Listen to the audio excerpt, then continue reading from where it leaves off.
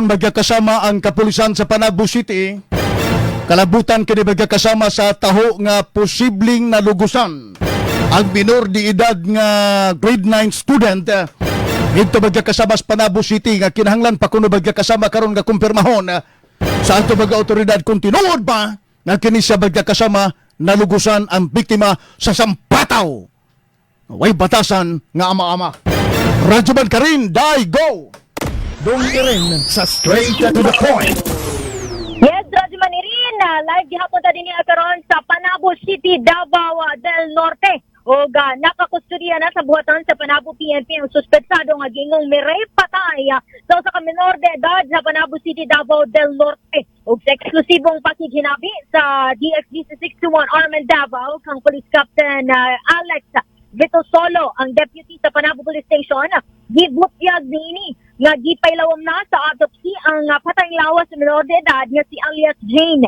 Ug dugang pa nga karong adlaw gikatakda nga mupasaka og kaso ang kabanay sa biktima batok sa suspetsado. Ato paminawan ang tipik sa pamahayag ni Police Captain Alex Vito Solo.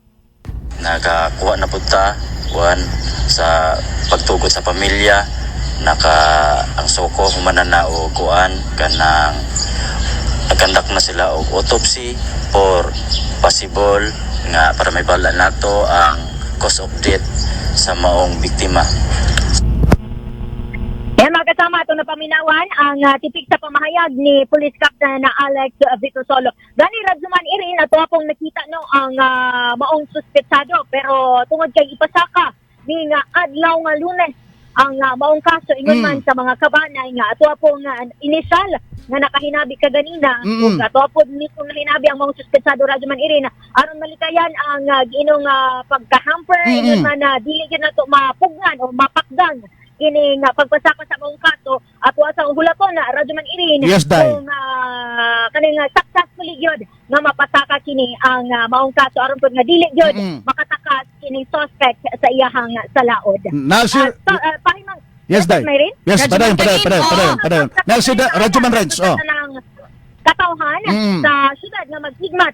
Ingon man kanunay nga i-monitor ang mga kabanay sa panimalay lakip na ang mga nakauban ug ang mga tanan nga ginalakaw. Gani misaad sab ang kapulisan nga dili sila magpanuko nga madakpan ang tanang mga nagka-violate sa balaod lakip na paghatag og hustisya sa mga naagrabyado. Gani 24/7 nga nakabantay ang pwersa sa kapulisan alang sa seguridad sa tibuok Panabo City. Radyoman Kagin.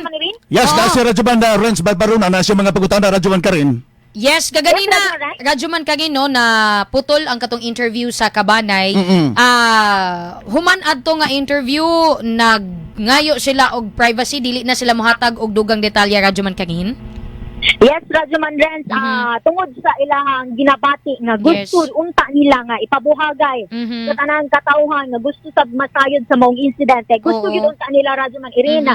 Labaw na kini mga apuhan nga gihigugma gyud pag-ayo ang maong biktima. Apan tungod sa kagustuhan nila nga dili mapakdan ingon man walay bulalyaso ang maong pagpasaka sa maong kaso batok sa maong suspetsado. Balik sila nasayod kung kanus atungod kay magpahigayon pabud sila sa tibok pamilya o ginaingon nato nga meeting aron pod nga mapahiluna gid pod og tarong ang maong biktima. Oo, Radyoman Kagin ang katong suspect dili ba magpa-interview?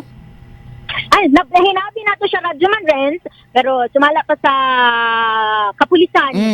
Subay pod no sa hangin sa biktima nga para walay hamper, walay bisan usa nga kapulian nga kanang mahitabo atol sa paglusad sa maong investigasyon o pagpasaka sa kaso bato kaniya wala lang sa nato diha gipabuhagay pero once na anay go signal Radyoman Renz kinatibuk-an nga detalye ingon man kinatibuk ang pagsaysay kung paunsa niya gi ato pa na mas gitaw Radyoman Renz Radyoman Irin ang maong biktima ato agin ang ipabuhagay aron pud nga masayod ang tanang katawhan ug ingon man pahinumdum na sab ni sa kadaghanan nga likayan din nato ang pagbuhat sa maong krimen kung bot subayon kinahanglan pod nga ato ang proteksyonan ang matag usa sa ato ang panimalay. Oo, ang eskwelahan Radyoman Irin. Yes, oo.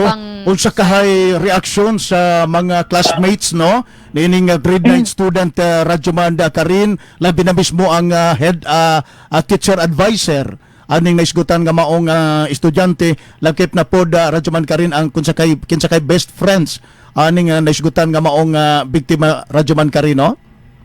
Yes, Radyoman Renz, Radyoman Irin, gani na nata din mismo sa gawas sa Panabo National High School sa maong lugar kung diin maong aligasyon nga dinhi daw matod pa nag-eskwela gyud ang maong biktima. Unsay kuan diha ron? Unsay atmosphere diha karon? Yes, Unsay kumusta ang sitwasyon sa eskwelahan karon? Radyoman Karin. Yes, Radyoman, irin na mga pipila ka mga estudyante no nga naa din hilabas sa maong eskwelahan. Apan tungod kay pasado alas 8 na, posible nga nagsugod na gyud sila sa ilahang mga tagsa-tagsa ka mga klase mo. Nagsuwayan nato kung kinsa ba ang angay nga makahinabi kaning ginaingon nato nga advisor, classmates, best friend, kung tugutan ba sa eskwelahan Radyoman Irin tungod kay mga minor de edad baktod pa ang mga naga-eskwela dinhi. Munang tuang pangayuan og sakto nga pangatahuran ingon man kanang legal nga kanang pagtugot gyud gikan sa eskwelahan. Diretso mo sa opisina sa principal day. Yes, noted on that, Radyoman Irini. Okay, salamat kayo. Salamat kay Radyoman Kagin Amping.